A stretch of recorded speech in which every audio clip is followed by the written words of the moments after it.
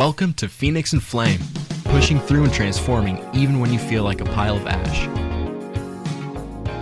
This podcast is not intended for use as psychotherapy. If you feel you are in crisis, please call 911 or contact your local crisis hotline. Welcome to Phoenix and Flame. I'm Dana, and this is my podcast on pushing through and transforming even when you feel like a pile of ash. Well, I have a wonderful guest with me today. His name is Kyle Gillette. Now, Kyle is an ICF certified coach. Now, for those that don't know, ICF stands for International Coaching Federation. He is a certified behavioral analyst. He has a degree in kinesiology, and he is creator of the SAGE Mindset Leadership Framework that helps people in all aspects of life, including relationships with others as well as themselves. Now, some of Kyle's past experiences have been mentoring men, pet resorts, human resources, running a successful personal training business, and all of this culminated in helping people to reach their human potential through the power of mindset. Now, I have a little bit more to say about Kyle yet, but I'm excited about this power of mindset because that is huge. He's also the host of the Sage Mindset podcast. He's developer of the Sage Journal and owner of the Gillette Solutions, which is a coaching and consulting organization. When Kyle is not doing all of this coaching or recording of the podcasts, you can find him hiking, biking, or running. Now, if it's raining, he's in the Pacific Northwest. If it's raining, he might be on the courts playing racquetball with his friends or cross-country skiing with his family. Kyle, I'm tired already just reading all of that. You have accomplished so much and you do so much. I mean, welcome to Phoenix and Flame. Thank you, Dana. I appreciate it. It's great to be here. What you don't know is that 2.5 weeks ago, I went and summited Shasta with 7 other guys. And then last weekend, I went and did an 8-mile downhill race. It's one of the biggest races in the Pacific Northwest. It's one leg of a 7-leg race out here. So keeping busy, physical goals are important because if I don't have a physical goal, I'll just sit around and work. So I need that outside motivation. But thanks for having me on. I appreciate it. That is awesome. And I love the way that you're so well-rounded. And I'm sure you represent that with your clients that you see. You know, when I have people as guests on my podcast, I'm really interested kind of like for them to help me understand and help my listeners understand the twists and turns that got them to be where they are today. And I shared a little bit of that in the intro, but I'm really interested in your version of kind of how you got to be where you are now. Sure. Yeah. So I did the kinesiology major in college, but at the end of my senior year, I was behind in units by, I think it was like 19 units, and it was a quarter system. So 19 units is a horrible amount to be behind by. And so I had to double up a bunch of things and work super hard. And I'm one of those people that I actually studied a lot and still didn't do that great.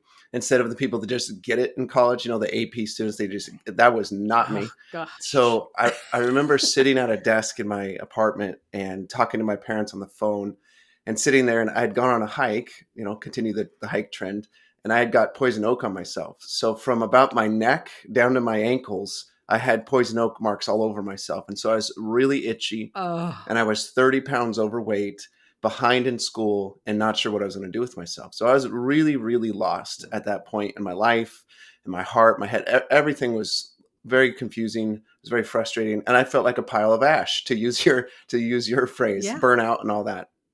So I was talking on the phone with my parents, and I said, well, maybe I'll become a personal trainer, this and that. A few weeks pass, and a guy reaches out to me. I'd gone to India with him and several other people. And he reached out to me and said, oh, there's this opportunity at this nonprofit for someone to be a house leader there. It's a men's mentoring nonprofit. Would you be interested in interviewing? So I'm going, yeah, free room and board. It's a job. It sounds like a good opportunity. So long story short, I interviewed there. And when I get onto the property, it's this 40-acre property, beautiful, idyllic setting. I went to school in San Luis Obispo. Are you familiar with San Luis Obispo, Dana? No, I'm not. So picture at 70 degrees all the time, green most of the time, and no rain. right? So it's just Oh, wow. beautiful, right? And so I drive onto this property, 40 acres, and you drive down this driveway that has bushes on both sides. It's just beautiful. You go over this creek, this bridge, and then on my right is this chain link fence with a bunch of dogs in it. And then I keep driving on, and way out in front of me is another chain link fencing with a bunch of giant dog houses in it. I'm like, okay, this is interesting. And then behind or to my left is two barns. It's an old dairy ranch. And in front of me is this old farmhouse built in I think it was 1885. Beautiful, idyllic green lawn, American flag, just everything you can imagine when it comes to idyllic scenes. So I walk up to the front door and welcome in, and I do an interview. And at the end of the interview, they ask me if I want the job. And the job entails living with these guys that are off track in life, 18 to 25 years old, and helping them find traction.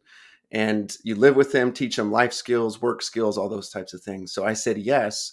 9 years later, I was still in the program in different capacities. I went through different roles, but that's kind of the very start of my business career, because there was all that mentoring I got to do of the young men, but then I was mentored as well by a gentleman that was a serial entrepreneur, had successfully run, he told me 30 businesses, multimillionaire, and he was the one that started the program and kept it going for several years before it finally was self-funded.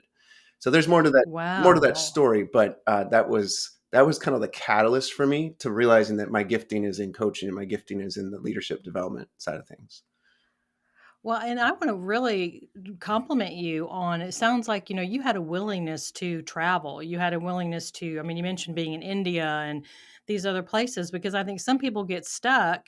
They feel like they're just in their own town Mm, with their same friends doing their same thing, and the idea of kind of expanding out and having new experiences is very anxiety provoking for them, because it sounds like that's kind of part of it, is just being willing to go someplace new, face something new, do something new, and feel like you're going to be okay. yep. I was anxious. I'll tell you that much. Cause sitting at that desk, talking to my parents and my place at that moment was the way I was physically and the way I was anxiously in that moment was such a perfect representation of my life, because covered in poison oak and just a mess.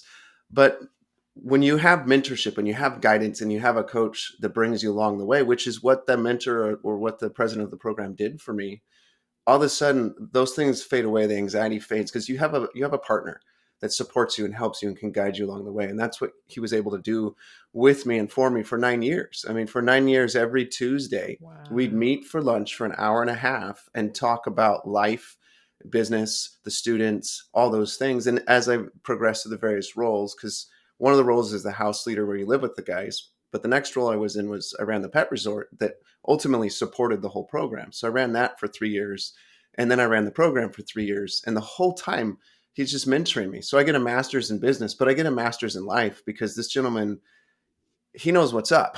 And fortunately, I get to see him in a week and a half from now. I'm gonna go get to see him. I haven't seen him in like 8 years. So Oh, wow. really cool that I get to do that soon and catch up, grab probably lunch with him or at least a coffee and hang out. But there's nothing like having a mentor. There's nothing like having a coach or a guide to help you when you're feeling overwhelmed and anxious and needing to stretch yourself. Because when you have that, you can stretch way easier when someone else is alongside you saying you can do it, or here's some guidance to help you along.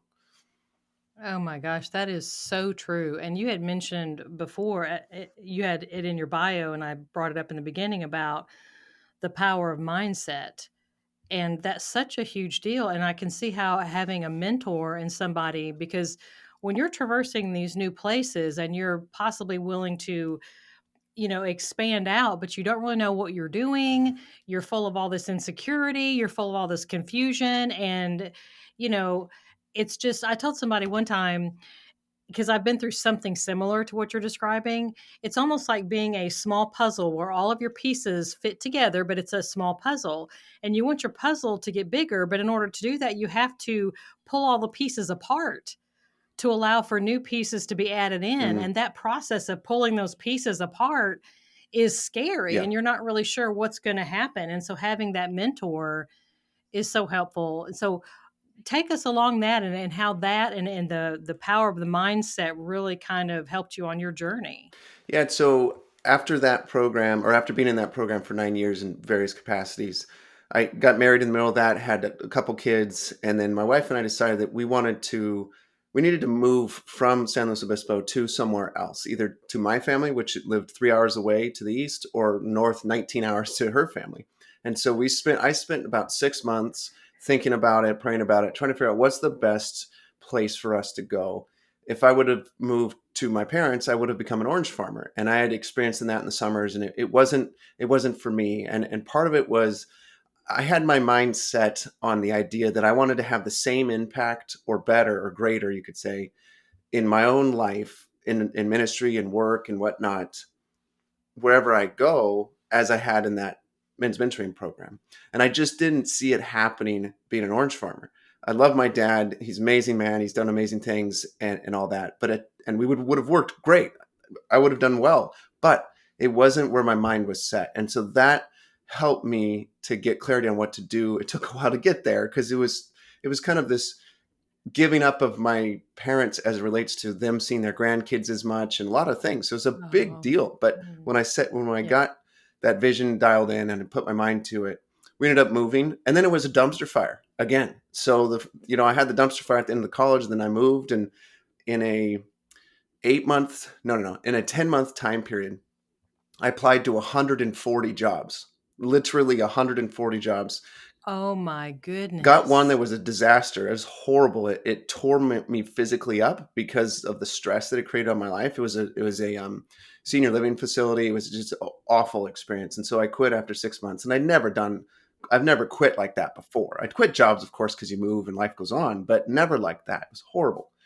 And then I applied to a bunch of other jobs and finally got a job in HR. And that exposed me to personality assessments. And that exposed me to the reality of how important people's mindsets are and their attitudes are, and how simple it is to help people grab a hold of that.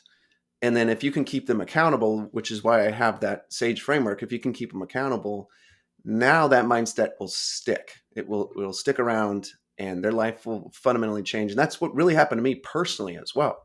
When I got through that phase of working for that senior living place, and it just being a complete disaster for my life and my family, I needed to put my mind in a different place. I needed to have a different attitude about what was possible in my life and with my family. And so as I did that, opportunities came, and then this huge opportunity of running my own business came, and then here I am, right? So for me, choosing this attitude of gratitude, choosing how I want to see my life, how I want to see my day, and how I want to see my circumstances, has been the mindset that has made the biggest difference for me personally. And I could talk about other people's experiences too, but for me, that changed everything. And I'm glad for it. I don't know who introduced me to the world of mindset, but whoever it was, thank you. I want to say a couple things. Like, as you're talking, so much is coming into my mind, and I definitely want to get back to that accountability thing. I really want to hear what you have to say about that. But before we do, I want to say I appreciate your being open and willing to share what it was like in the beginning, because I think sometimes people see us in the end when we kind of have our stuff together, and they think they see themselves at the beginning, Right. and they don't see how they can get from how can I be like you, I'm nothing like you. And that's why I like it to hear about the beginning. Where did somebody, when they were in the ash, and what happened, and how did they transform out of that? Because then that can give the rest of us hope that, what, we might feel terrible right now. We might feel incompetent and stupid and inconsequential, but there is a way that person was where I am now, and they were able to push through. And I think sometimes, God allows us to go through things that later on we're going to be able to use. We're going to be able to, because that helps us to relate to someone, and we can say, what, I know exactly how you feel, because I remember being in this kind of situation or that kind of situation. And that's kind of what you're in right now. And so I've been there. I know what it feels like to fill in the blank, because that's kind of the path that sometimes God allows us to go through these things, and we feel like we're a failure at the time, but then just keep going. Yep. Because you end up using it in the end. Yep.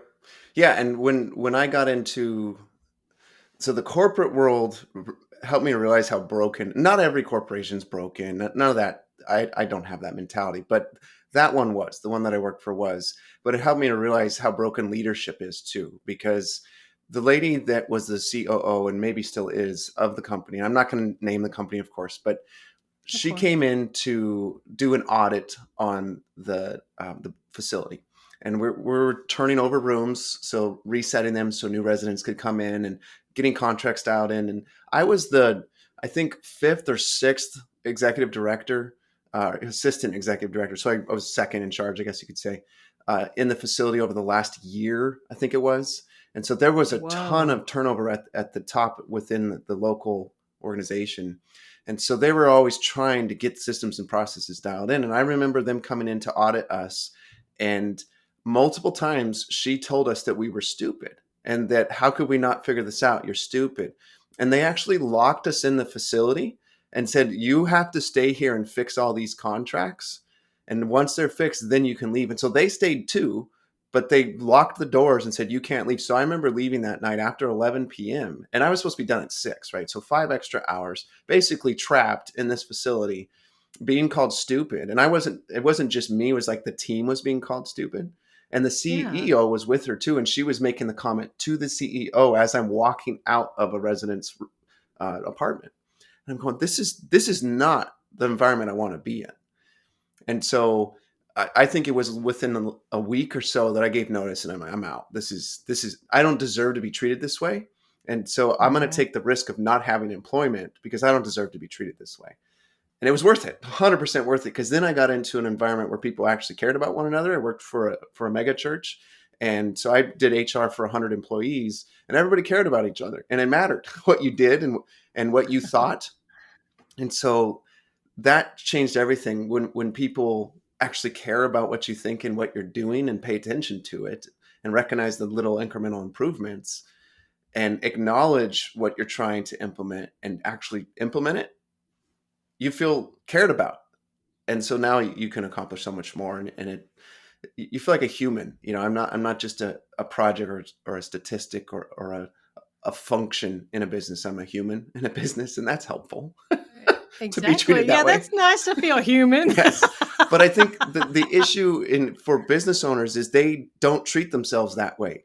And often they don't treat their employees that way too, is they're an automaton. They're a robot that's just overwhelmed and burning out, Phoenix and Flame. They're constantly burning out and feeling exhausted and overwhelmed because they're not treating themselves like a human. And unfortunately, when they do that, they're not honoring the people that they work with or work for them to some degree or another, sometimes more severely than others. But that's the problem. We get so focused on the task and not the people. And when we can get back to the people and get our mind set, I like to say mindset versus mindset, because we got to set our mind on the people, set our mind on that versus the task. We're going to, life, business, everything else is going to be in such a better place. So I Hmm. got on my soapbox, but that was a Well, big that's what point I for want you me. to do is to get on your soapbox. And it sounds like what you're talking about in some kind of sense is priorities, deciding what Yeah. matters and what doesn't matter, or some kind of sense of what matters more than something else. Yes. Yeah. In my book that's going to be coming out in August, it's called The Sage Leadership or Sage Leadership. And it's a 4-part framework for building people first leaders. And so the first piece of the self awareness framework is values, determining your values, because those are those rocks or those roots that nourish your leadership. And if you don't have those set, it's very difficult to be able to filter situations and filter decisions. But when people have them set and they understand what they are and they define them clearly and have a reason for why excellence, for example, is a value to them, they can stick with it and they can put their mind to excellence. They can put their mind to learning, to gratitude, whatever their values are. And we have these Hmm. within us intrinsically, but often, if we don't label them, if we don't name them, it's a lot more difficult to stick with them. It's a lot more difficult to see that, oh, that's a root for this leadership tree, for this fruit that I'm producing in my leadership. If it's not named, then we miss out on the opportunities for it to help us grow and grow other people. So a Hmm. big piece of that mindset and that the start of it for self-awareness is, what are your values? Determine those. And they might change, but that's okay. It's giving them a name and figuring out why that's important to you. That's awesome, because if you think about it, as I'm listening to you, listening to you speak, I'm thinking, there's some people that might be motivated by creativity. They want to be creative. They Yep. want to do something like that. There might be someone else that's motivated monetarily. Maybe Yep. they want to be able to make as much money as they possibly can make for different reasons. And so if you have these two individuals, you're going to be able to motivate them. You're going to have to motivate them very differently, because the one who's very motivated for money is not really going to respond that well to some kind of motivation regarding creativity. They're not going to care that much, Yep. and vice versa. In the end of the book, I talk about empowerment, and there's 5 habits that sage leaders employ or deploy to empower their people. One of them is the study habit. And what I mean by that is to study their people and to know what their people are about. What's their wiring? What motivates them? What demotivates them? Who are they really? And when you study your people, it's a lot easier to move things forward, to have better communication, to keep people excited about work and life. Everybody knows this, we spend a third or more of our life at work. So why not, as a leader, do a great job of understanding those people and helping them understand themselves? Because often it's so hard for us to understand ourselves. And self-awareness is something that there's all kinds of studies on it. And basically 85% of the people out there think they're self-aware, but it's only about 10 to 15 to 10%, right? So it's the opposite of what people think. So most people Gotcha. really aren't truly self-aware. And I have a theory as to why, but this is the issue. And if you can be a leader that is self-aware yourself and then studies your people and helps them become more aware of their talents, their gifts, their values, like you said, being creative, or maybe they are money motivated, where people sit, then the way that you interact with them adjusts and fits them. They're motivated. There's way better synergy, collaboration, etc. So studying people, first of all, it's fascinating. I mean, back in the day when we didn't have stupid phones, people go to the mall and just people watch. I don't know if you remember those days or not, but it was a wonderful thing. I could do that for hours. Yeah. I know. You could just sit and just watch people. Yeah. So that was so much fun. So why not study the people that are helping you earn your living and get to know them better and put your mind to that work? That's another mindset, is to study your people. That's wonderful. Now, you said something that I can't let go. You said you have a theory about why people aren't more self-aware. Yeah. So I want to know about that. And I also want to know how do we know? Because you said apparently people think that we think we're self-aware, but we're not really. Yeah. Yeah. So it's just like, how does that happen? Yeah. So the first one is people aren't present. People spend so much time worrying about what happened in their business or what happened in that conversation, in their relationship with a significant other or a friend or a coworker or boss or whatever. And they're concerned about the past, or they're thinking about what could be in their business or what they would like to see happen in a relationship or in their business. And they're focused on the future. And you can't be observant, you can't be self-aware if you're focused on the past or focused on the future, or if even you're divided into both. And so we need to be present. There's scripture that talks about who of you by worrying can add a single hour to your life. That verse is all about time. If you think about it, it's really about time, because you can't slow down time, stop time, or pause time, or speed it up. You can't do those things. And so worry is all about adjusting time, but time is out of our control. And so the only way to truly be self-aware is you have to be present. And to be present is to be okay with whatever happened in the past, move forward, and to trust that the future is going to work out because you're doing the right things in the present. And you're doing the right things with the right people in the present too, because they're going to help you get there. Nobody arrives anywhere on their own. Everybody's standing on other people's shoulders or holding hands, metaphorically speaking. Right. So my theory is the problem with self-awareness is people aren't present. And a simple thing that I suggest my clients do is close the windows. And the metaphor I use is every time that we're interacting with someone, we're playing a role, some sort of a role with that person. And if you think of that like a browser window, that window is open and it takes energy from us to play that role with that person. We need to play that role. It's important. I'm a husband. I'm a father. I'm a boss. I'm all these things. And that's important.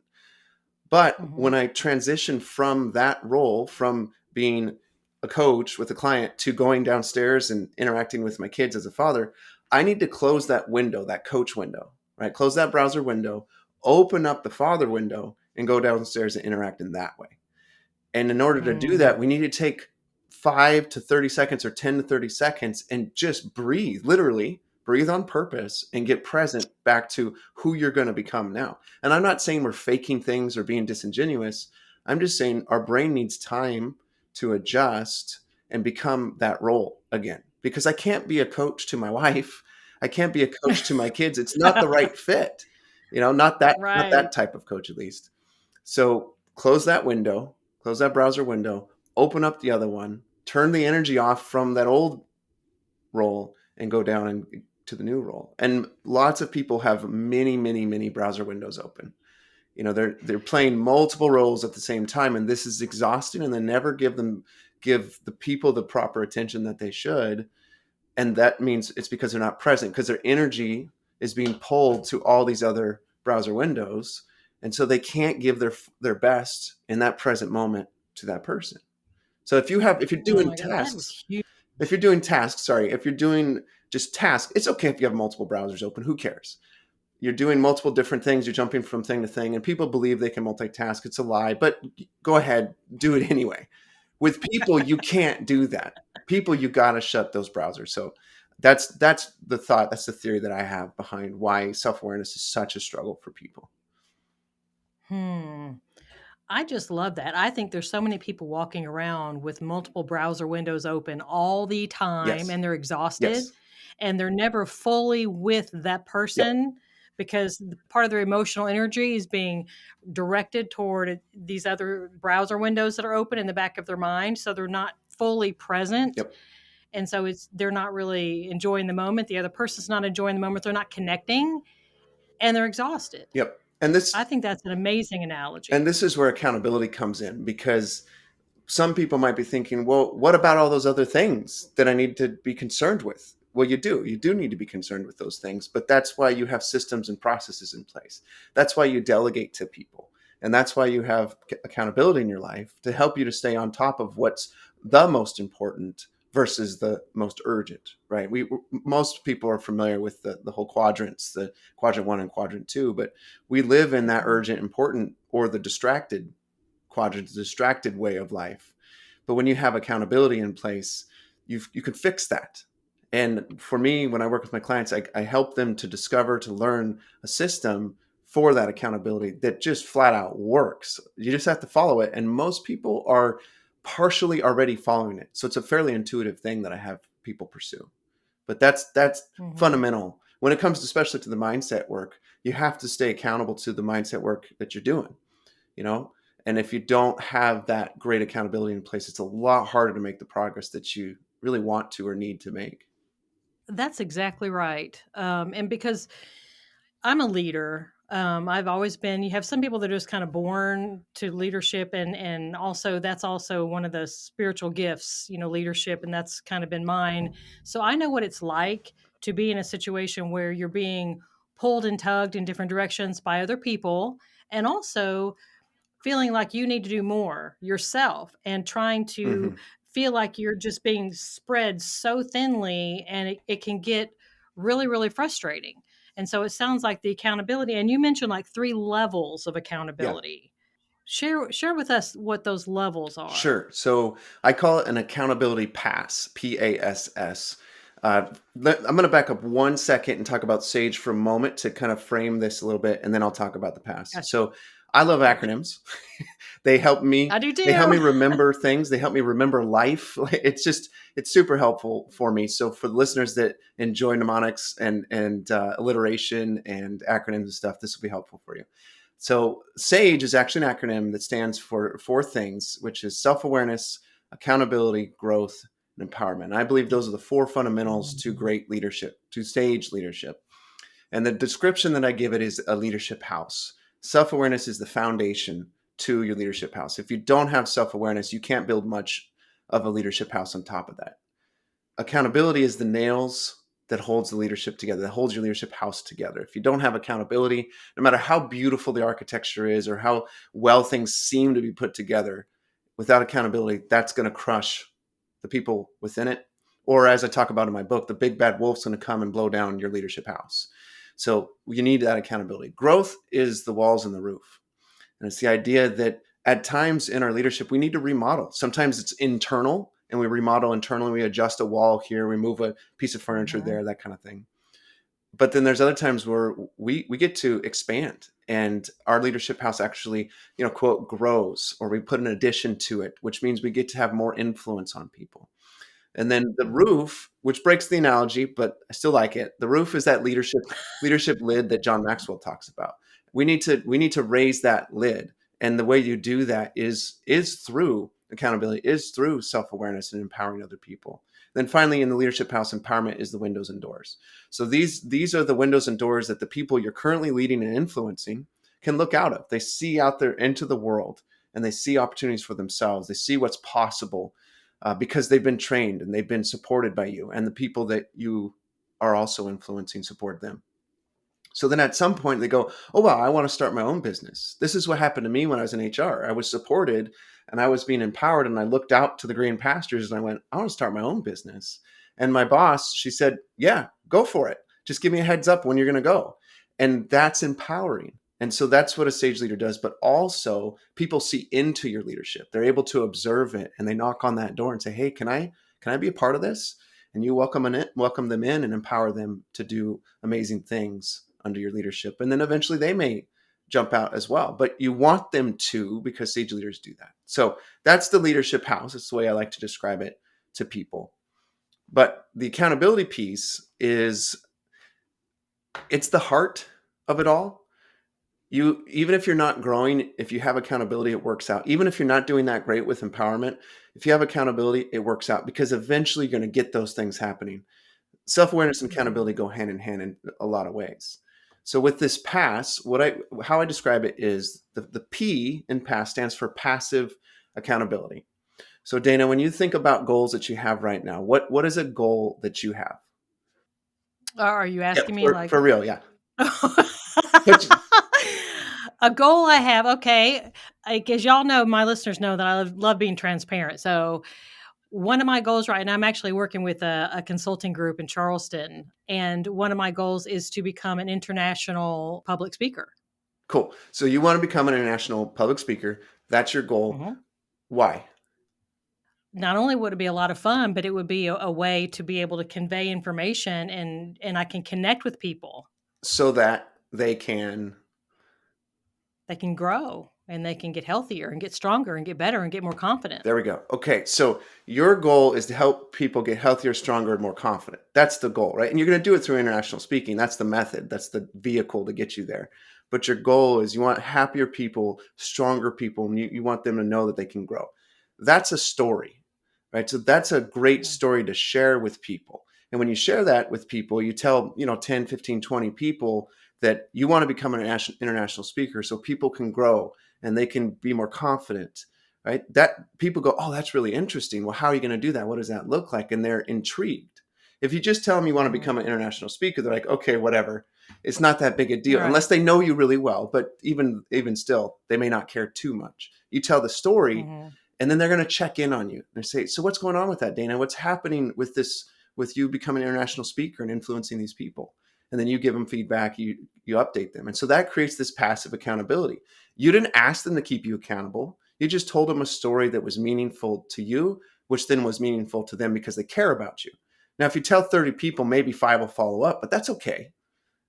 But that's the passive part. Active accountability is now that you have these 5 people that followed up with you, you pull one of them aside and you say, hey, Susie, I would love to talk to you more about this goal that I have. I want to do this. I want to become an international speaker by this time frame. And I'd love for you to help support me in this process. Keep me accountable to the steps I need to take to make it happen. And in return, I'd love to offer accountability to you for whatever goal you have. I want to support you, and we'll give honest, real feedback back and forth. That's active accountability. I did that since I was a sophomore in college. I've had active accountability on a Wednesday or a Tuesday. I think it was either a Wednesday or Tuesday since I was a sophomore in college, where I'm meeting with somebody either weekly or every other week, to talk about life, business, work, struggles, whatever, everything and anything. And they keep me accountable to Mm-hmm. the things I'm trying to accomplish. So it's active because I have to act on it with them and they have to act on it with me. But I don't Mm-hmm. want to share the statistics because it'll take too long. But there's some really powerful statistics behind the likelihood of accomplishing goals when you have active accountability. So that's the A. Then the S is structures or structure. What things do you have in place to keep you dialed in, to keep you on top of these things, kind of on the information side of things, the data side of things? So this is stuff like alerts on your phone, the alarm clock next to your bed, the to-do list that you create, a calendar. Maybe it's a contract. I've suggested to many clients to sign a contract and hand it to your accountability partner that says, I will become an international speaker by 2020 or by April 2023 or whatever it would be for you, right? And you hand that to them, and then that's that structure that you have in place, and they give you one as well, and you talk about it and you keep that locked in place. There's a bunch of other things you can do, but those are structures that help you stay accountable. And then lastly is self. Ultimately, you are responsible, I am responsible for the things that I say I'm going to do. Accountability by definition is doing what you say you're going to do. It's as simple as that, right? So I'm the only one that can really do it. You can't do it for me. I can't do it for you. You can support me and be that check engine light in the car that says, hey, things are breaking down here. And then you look at it, you're like, whatever, who cares? But eventually, if you have that active accountability partner and that passive accountability and those to-do list reminders, you go, I better do something about the fact that the check engine oil light is on and make a change here. But with the self part of the pass, there's a story I want to share with you, and I have a question for you. So I want you to picture a beautiful pond, and in the middle of the pond, there's a bunch of lily pads, and on a log, there's three frogs. They're hanging out, they're chit chatting, and they're talking about, oh, I'm going to jump on this lily pad. So two of the frogs say that they're going to jump onto that lily pad. It's just perfect lily pad. There's some flies off over there, and they're gonna get them after they get on the lily pad. So you're looking at this and you're observing, and then you look again 10 seconds later. When you look at it, Dana, how many frogs are on that log after 10 seconds? One. Three. Here's the reason why. There's a difference between deciding to do something and committing to do something. And that's a Ah. mindset. Many, many, many, many people have decided to start a business, have decided to adjust things in their marriage, have decided to make friends, have decided to get healthy, but they haven't committed. And so we have to commit. And the other story I like to share is if you've ever gone skydiving, even when you're at the jump altitude, you still are only deciding that you're going to jump. It's when the wind is in your face and you push off the side of the airplane and you're falling is that you're committed. And so when it comes to the things that we want to accomplish, like this international speaker thing, you have to be so committed that it's like you lose gravity and there's no other, you cannot crawl back into that plane. There's no turning back. Yeah, it's done then. The plane's gone. Yeah. Yeah. And it's over. And so we did something like that in my family as of tomorrow. My wife quit her nursing job. So now it's just my business and her working with me to grow this thing. Right. So we are committed. She already gave notice. It's over. That was the commitment point. That wasn't a decision point. We decided probably in February, but she committed about 3 weeks ago. And that's what I'm talking about here. There's some sort of that commitment point that you can make where you know there's no turning back. When you write that resignation letter, you can't take it back. I mean, you could, I guess, but it's really done. So whatever that Yeah. is for you, Dana, and whatever that is for the listeners, figure out what that commitment point is and it'll change everything for you. Because Well, that yeah, is so powerful. Okay, so, and I know our time is running up here, but I did want to ask you one last question. And because you had mentioned on one of your questions that you're prepared to answer, and I was thinking about it anyway. So it's kind of like mine's, but the imposter yeah, syndrome, because I think sometimes we're in free fall, jumped out of the plane, we're in free fall, and we think, oh my yeah, gosh, what did, what did I just do? Why did I do that? I'm going to crash on the ground below. I can't get back in the plane. I think most leaders at some point or another, the entrepreneurs especially, because I include myself in that group, there is that jumping point, and there's also that can I really do this? I thought I could, but what if I can't? What if I'm not? The whole imposter Yeah. thing that almost all of us struggle with. What are your thoughts on Yeah. that? If you're not an imposter, you're not doing what you should be doing in your business and growing yourself. So at any point, I'm an imposter in various other areas of my life. And if I stay not feeling like an imposter and feeling like I could fail, feeling like, oh my gosh, I'm going to splat on the ground here if this shoot doesn't work, then I'm not taking enough risk. I'm not growing myself enough. And the reason that it's important to grow yourself is because it's good for you. But also when you grow yourself, you're setting an example for everybody around you. So I need to feel like an imposter at times. I need to feel uncomfortable. I did this presentation at a construction company, 13 people in the room, multi-million dollar company. And it was on a topic I'd never spoken on before to them.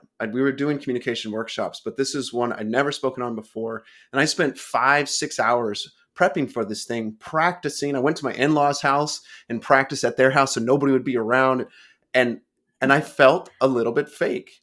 But I got a text from the CEO of the business yesterday. He said, Tuesday's workshop was fantastic, is what he texted me. Oh, that's wonderful. And so I felt like an imposter throughout the whole process, even partially through. I was sweating, getting really hot, and I had to wipe my brow once or twice. Yeah. I don't think anybody noticed, but it was beautiful because if I wouldn't have been willing to feel like an imposter, to take that risk, I want people to switch their mindset from feeling like an imposter to it's okay to fail, to risk mindset. In my book, I talk about the risk mindset, that we need to have that.